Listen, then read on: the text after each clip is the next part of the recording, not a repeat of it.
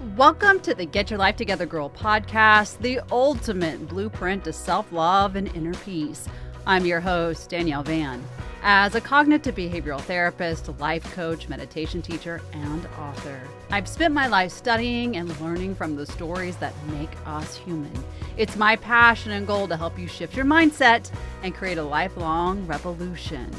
I'm going to throw out some words that may hit you right in the chest, or they may actually make you realize how much work you have done, how much growth you have expanded within. Those words are despair, sadness, sorrow, depression, isolation, pessimism. These are all synonyms for hopelessness. In today's one-on-one deep dive, we're going to look at what it means and feels like to be hopeless. And I'm going to talk about ways to lean in, create some positive coping strategies, and realize just because something doesn't feel good right now doesn't mean that change isn't on the horizon. Negative experiences, tough things to navigate can often take us down, and we fail to remember that there's always something more coming, something good. So let's not waste another second. The Get Your Life Together Girl podcast starts right now. You know, I can look at the scope of my life and I can say that it has been, without a doubt, a series of events, much like yours, I know, that at times can feel like a series of unfortunate events. I'm doing well, and then the bottom drops out, and I begin to wonder, when does it stop? I know I've had that experience recently, and things kind of piled up, and what our brain loves to do is to tell stories, which if you're a regular listener here, you know that by now. If you're not, or you just need a reminder, basically what happens when we have moments and feelings are triggered, thoughts and behaviors are triggered, we take our brain to a space of trying to fill in the blanks. We're trying to solve our problems, make ourselves feel better, and we seek evidence. And sometimes we lean into evidence that isn't true, and we begin to build the storyline that is not healthy. You know, I failed here, and then that happened, and then I made this decision and that failed, and piece after piece tumbles down until you begin to feel hopeless, not enough, unworthy, lacking control, overwhelmed with stress and sadness. And from there, our behaviors generally look like isolation, negative self-talk, feeling like it would just be better if I wasn't here, or other times just raging in self-doubt and paralysis. This procrastination that's really avoidance of feeling. Before we get into what it feels like to not have hope, I think many of us know what that actually feels like. Let's talk about what it means to have hope, and then we'll talk about how we cultivate getting out of the hopelessness and into a space of knowing that change is possible, things will happen. So to have hope means that you have a passion and a zest for the things that are happening in your life. You believe that there is a chance for possibility and positivity in future outcomes and different events that will occur. You desire a good outcome, and you have a base or a lens of thinking that really leans into an experience of knowing that good is possible. Hope is sort of a shield. It's a path. It can be particularly powerful to help us move through things that we otherwise would concede to, right? It's finding joy and comfort. It's a feeling of safety, and it's a feeling of trust. Cherished anticipation, wanting the good, knowing it's possible. I said safety You know by now, if you've listened to this show, that safety is the number one thing that we're always looking for. And if we do not have safety, we cannot have trust. And therefore, since a feeling of safety is hope's definition, it would be extremely difficult to have hope. So when we lean into hopelessness, it does have a rhythm, right? Just like hope has an anticipation to it, feeling hopeless can be a heavy experience. I know that I said at the beginning, my life has had a lot of unfortunate events, things that caused me to lean into this bucket of strength, to build this resiliency, to empower myself. But at times, we run out of that feeling. At times, we feel less empowered, and we can lean into, I am sick of this. It also feels so often like emotional numbness. There's a sense of emotional detachment where it feels difficult to feel joy or motivation or any other positive emotion. And on the other spectrum, it feels like complete emotional overwhelm, where you can't stop the feelings from coming, that everything you feel is like an avalanche on top of your head, just bursting at the seams of too much. And you feel like there's a lack of control, a feeling that things are out of your control no matter what decisions you make. And no matter what you do, nothing will improve or change. That leads to this overwhelming sense of sadness, this intense sadness or despair that it consumes everything, your thoughts, your feelings, your actions. And sometimes you can even feel like, what is wrong with me? What did I do to deserve this? And you just feel like that avalanche is crushing you into the ground. It can make you isolate, where you feel disconnected from others, even when you're surrounded by people. It's like standing in a room of 1,000 and knowing you're the only one there that's invisible. It can make you feel like no one understands you and that no matter what you do, there is no help. It can feel like this bleak outlook on the future, that it doesn't matter what you do because it's always going to just be the same. It's called pessimism. It can lead you into extreme exhaustion, where you're both physically and mentally and emotionally exhausted. And all hopelessness drains your energy, and even the small tasks can even feel monumentous. Getting out of bed, brushing your teeth, can all feel like it's a heavy load. Self-doubt rises, making you question your own abilities, to question your worth, feeling like you're not good enough, that other people would be much better, sounder, have an easier life if you weren't in theirs or you weren't around. All of that bubbles up and makes you sit, right? It puts us into inaction. It makes it feel like no matter what we do, we're stuck and we can't make the right decisions. And so we go into emotional bypassing. We go into a place that we avoid what we're feeling, what we're doing, and life. All of these feelings can be incredibly difficult to navigate, but we have to remember that we can rekindle hope at any time. So let's talk about that. Let's talk about how we meet where we are in a moment, where we become sort of investigators, where we look for truth. Anytime we start feeling hopelessness, we have to consider one major factor, and it is this, that your brain may be lying to you. Your brain likes to fill in the story, like I said earlier. It might be telling you that things are awful and horrible and dreadful, and you're seeking evidence to support that feeling and not looking at the truest truth. You know, I had somebody sit with me one day. They were talking about this financial space that they were in, this despair. Their credit card debt was almost $200,000. They were in a home that they enjoyed, but it really was a space where they were very house poor. Everything was piling up around them, and it was very, very difficult. And they were talking about closing their business, going to get another job and maybe a second job and maybe even a job after that too. And I said, well, let's look at the truth of your business first. What kind of income are you making?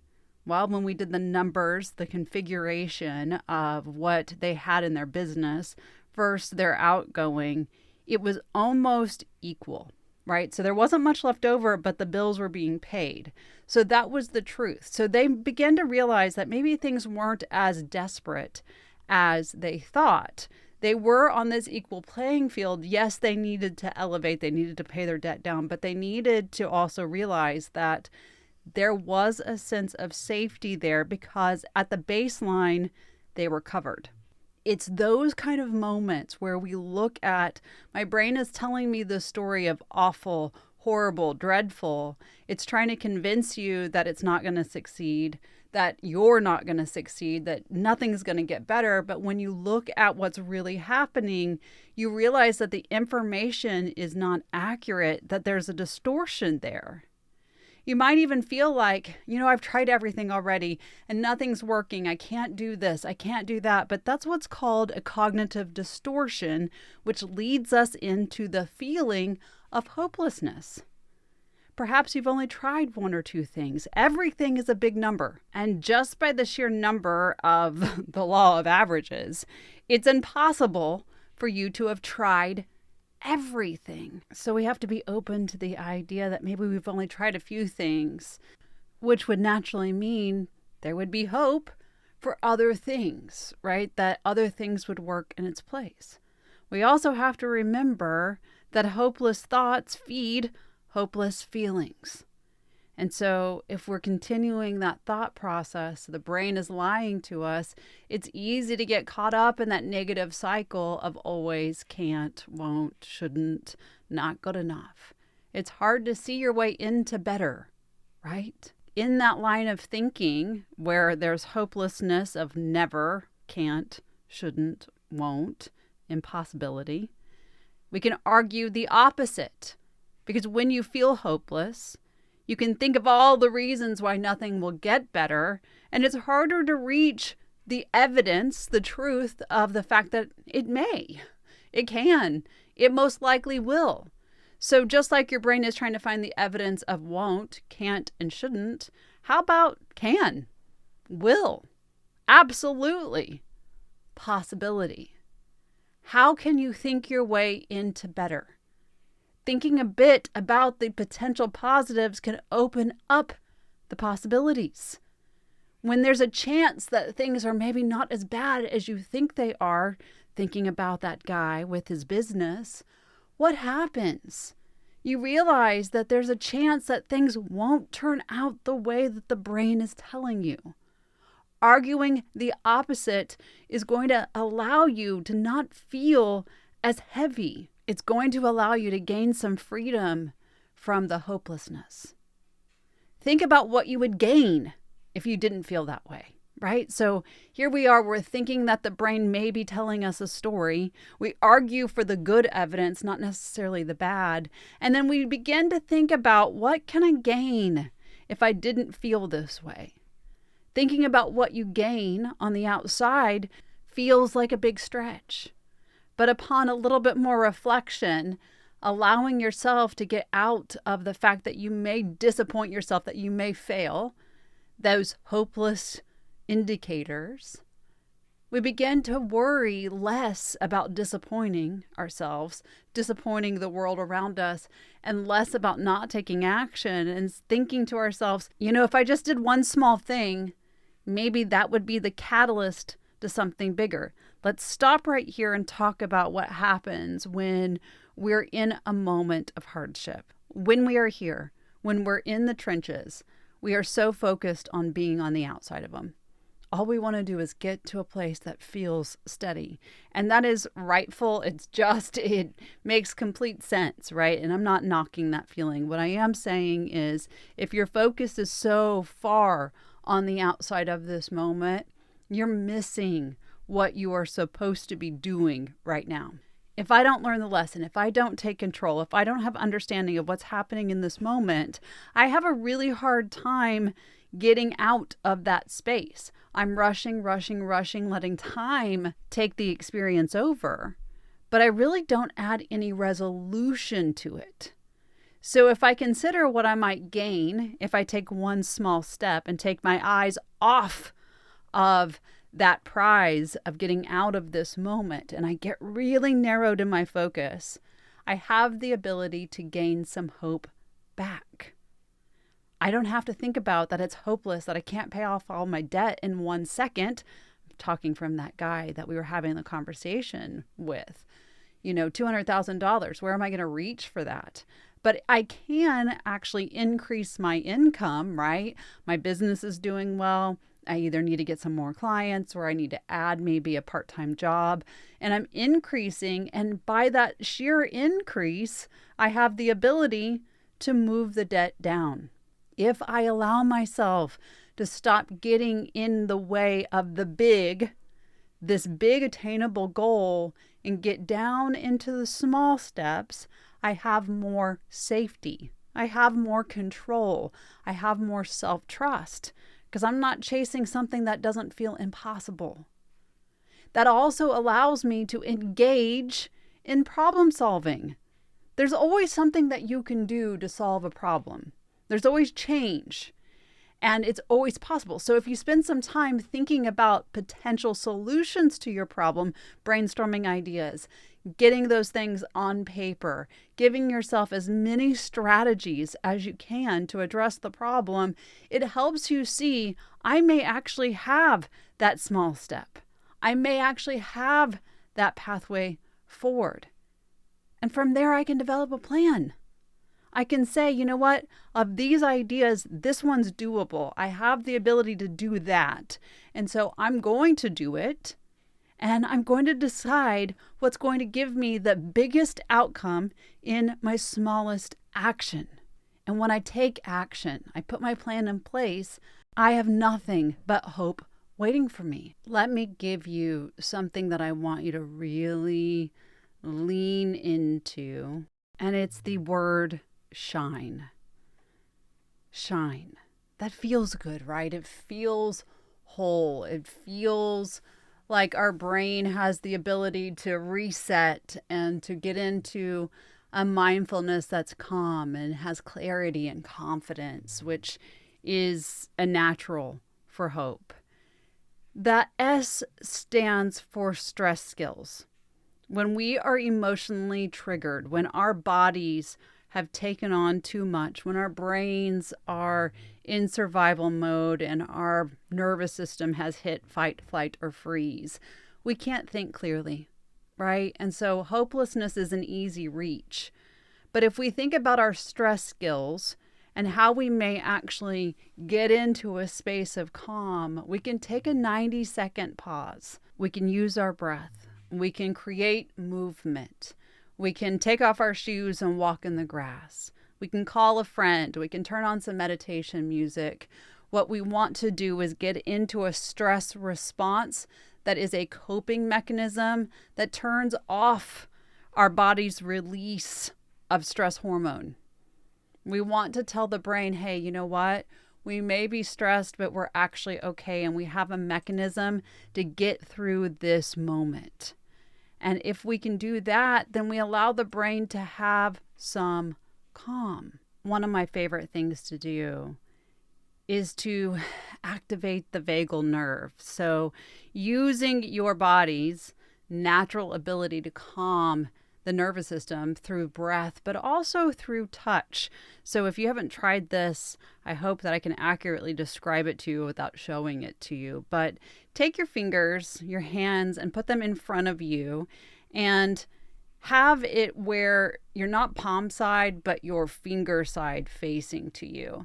And take your thumbs, allow them just to kind of hang out there, and place your pinky and your ring finger together, creating a V where your pointer and your middle finger are together. So if you are a Star Trek fan, you know what that looks like, right?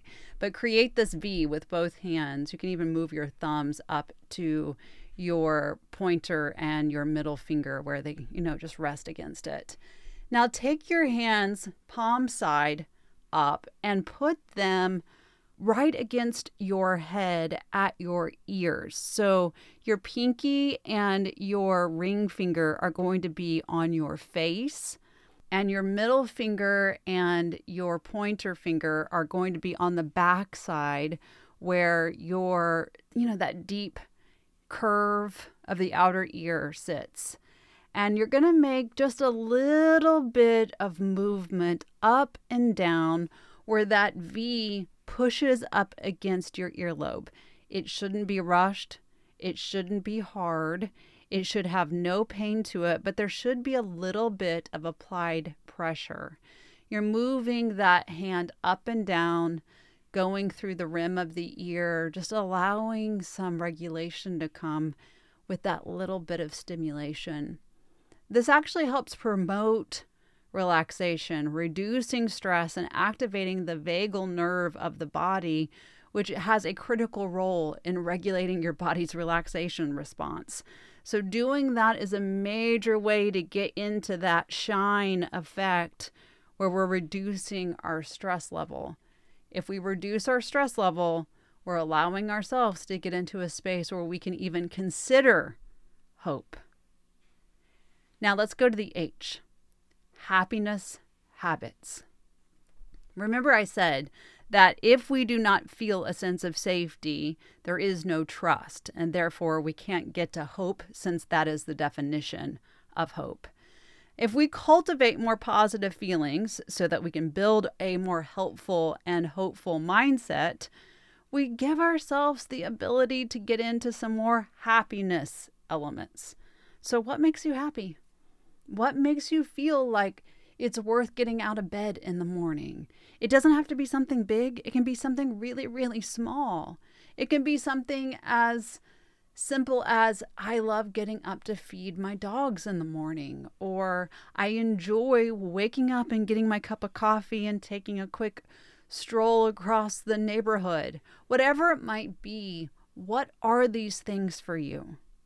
Some healthy habits include having a positive morning routine. For me, it's meditation, it's journaling, it's lighting candles, it's prayer, it's making sure that my kids all have lunches, my husband has a lunch. These are happiness habits for me because there's fulfillment in it. Maybe it's practicing gratitude or spending time with friends, whatever it might be. What are your happiness habits? If you don't have any, you are never going to feel safe enough to get into a space of hope. And so we want to build that. We want to feel good in our day-to-day. Feeling good allows us to know that something can be different. And we've talked about this before, where things can feel hopeless, and yet you can still also know that things will change. We can live in two truths. For every experience that we have in life, there are two truths. There's light and there's dark. There's good and there's bad. There's positive and negative. These are two truths that exist. There's duality. You can have duality. Things are not going very well right now. And yet I also know that before they were and after they can. Have the habit. And let's go to I in our shine. Our first one was our stress skills. Our second is our happiness habits, these abilities to know that duality can exist. And the third is I, inspired action. Setting meaningful goals. We just talked about if we take things and put them in place, we have the ability to give ourselves a strategy forward. Be sure that you are allowing yourself to think about, what do I want? How am I going to get there? What do I want to feel along the way? Set very small, specific goals. Give yourself a date for completion and break it into small, manageable steps. And I mean micro steps. My to-do lists look like that, so that I have inspired action. One day I might write down that I need to record a new course or a new podcast. And then I write down, what's the title? Or what is the theme? What do I want to talk about? What's most important in this conversation? What do I want to leave you with? These are small, inspired steps. Break it down. I want to lose 30 pounds. I want to get $200,000 out of debt. I want to do this. I want to do that. Inspire your action out of hopelessness. What does it look like? Give yourself the ability to reach your goal. We're not adding more. We're building the pathway to something else. And then we go to N, which is a network of hope. When we are hopeless, it is very difficult to pull ourselves out of it. It's also very difficult for us to believe what other people are saying to us. When somebody says, hey, you know what you're saying actually isn't true, but you believe it full stop, it's going to be a little bit more difficult for you to say, you know what, you're right. Absolutely, you're right. But at some point, you have to know that they're seeing things from a different perspective. And if they're seeing things from a different perspective, maybe you could too. If you leaned into building this network and listening, maybe you can find some hope. Who is that supportive person for you? Who's the therapist or the coach that's going to show up and say, hey, enough? Who's the person, the spirit keeper? The person who says, I've got you no matter what. No matter that day that you have, no matter what action you take, no matter whether you think about my advice and you follow it or you don't, I still have you. Who is on your hope team? Who is the wise mentor? Who's the trusted family member? Who's the teacher, the doctor, the faith leader, the counselor? Whoever it is, cultivate your spirit keepers. Think about that hope network, reaching out, doing things that you cultivate so that it allows you and the other person to flourish. A lot of times when people come to me and they're hopeless, I'll say, well, what are you doing? What are you doing to make sure that you get out of the house? What are you doing to find some sense of fulfillment? And often the answer is nothing. I say, okay, what interests you? Maybe it's running or gardening or meditation, or you like to play video games, or you love to go try new restaurants or photography. I don't care what it is, right? Or maybe you used to be a track star and there's a running club nearby. Or perhaps you used to play baseball and there's an adult league that you can join. What can you do to cultivate yourself into action and into relationships? Where is your network of hope? And if you say to me, Danielle, I don't have anyone, then I say, you know what? Sometimes we have to pay people to be our network, like a therapist or a life coach or somebody like that. Or perhaps you need to log on to Insight Timer and get into these groups. I know I have one. It's called Ask a Therapist. Monday Conversations. I go live there every single Monday. I teach things very similar to this, where you're allowed to ask questions and I answer them. That's such a beautiful group of supportive people. All you have to do is go there. It's free on Insight Timer. Build your network of hope. If you share your setbacks, you share your goals, you build this team, you have the ability to know that things will change. And E, the final one in our shine project, right? In the way we're showing up, our stress skills, our happiness habits, our inspired action, our network for hope. E, eliminating our hope challenges. Sometimes that sounds like, you know what, I'm not good enough.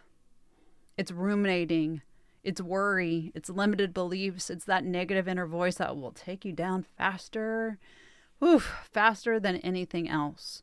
There's someone important in my life, and her inner voice, it loves to come out on the daily. And when I hear it, I just want to slap it back down, right? And say, no, you're killing your hope factor. And that voice is the hope challenge. What is it for you? Can you identify what challenges your hope? Maybe it's that you're too stressed out. Maybe it's the debt, like my past person that I was working with. Maybe it is that you don't have a network. Perhaps it is that you don't feel like you deserve one. Whatever it is, begin to eliminate the challenge. You can have a hope mindset by thinking about what hope means to you and putting the things in place to get there. If all I have to do is identify and then take action, it doesn't feel as overwhelming. Can you build a space where you can shift towards your own awareness and lightness? You don't have to have everything in perfect order to feel good all the time. But what you do have to do is get into a space where you know you can engage, where you can visualize that there is a future outside of where you are right now. You shift towards possibility. I'm not asking you to all of a sudden lean into optimism and be like, you know what, that's great. I know that life is going to be so wonderful and it's going to be full of inspiration. I'm going to enjoy every single thing and there's never going to be another negative ever. That's not what I want you leaning into. What I want you to stop embracing is the hard. Stop embracing the hard. Embrace the fact that hope is a journey. It is a skill that you take with you. It's not a destination that we're trying to get to. Your life will be this up and down, this series of good and bad, because without good, we don't know bad. And without bad, we don't know good. It is that yin and yang. The light, dark, good, bad, positive, negative. If you want to embrace your life, you have to embrace possibility.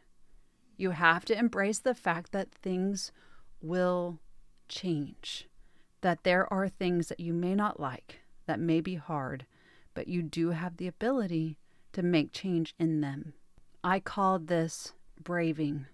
Braving towards your trust, braving towards your life, braving towards safety, where you're putting boundaries around the things that are keeping you from your hope, where you are reliable in the way that you show up. You keep yourself accountable. You know that maybe I'm leaning into something that's not going to work for me. You hold your confidence. You are a vault, right? You don't share what you can't. You don't give more than what you have within you. And you allow yourself to know that in this moment, I can stand firm and tall and yet still have the duality of not being okay in the moment. And that I have integrity and I can show up with non-judgmental thought processes and emotions right now because I know that I can experience good and bad at the same time. And I'm generous to myself. There's compassion to myself. I know that my life is a symbol of bravery and safety and trust. And just because I hit a moment that's hard doesn't mean this is where I will always stay. When you can look at your life that way, you truly begin to change hopelessness to hope. And doing so is an essential step into getting your life together. Thank you so much for listening to the Get Your Life Together Girl podcast. If you've enjoyed these tips for bettering your life and are seeking daily inspiration, please join me and follow me at Get Your Life Together Girl on Instagram, TikTok, Clapper, YouTube, Threads, everywhere that is social. Also follow me on Insight Timer under Danielle A. Van, where I am doing weekly Monday conversations at 9 a.m. Central, where I'm answering your questions live and teaching courses and workshops on topics much like this. I can't wait to see you there. You can also visit my website at getyourlifetogethergirl.com, where you'll find the blog and all kinds of different downloadable information, as well as courses, and grab some freebies and downloads. I can't thank you enough for being such a valuable member of this community. Until next time, be kind to yourself and others.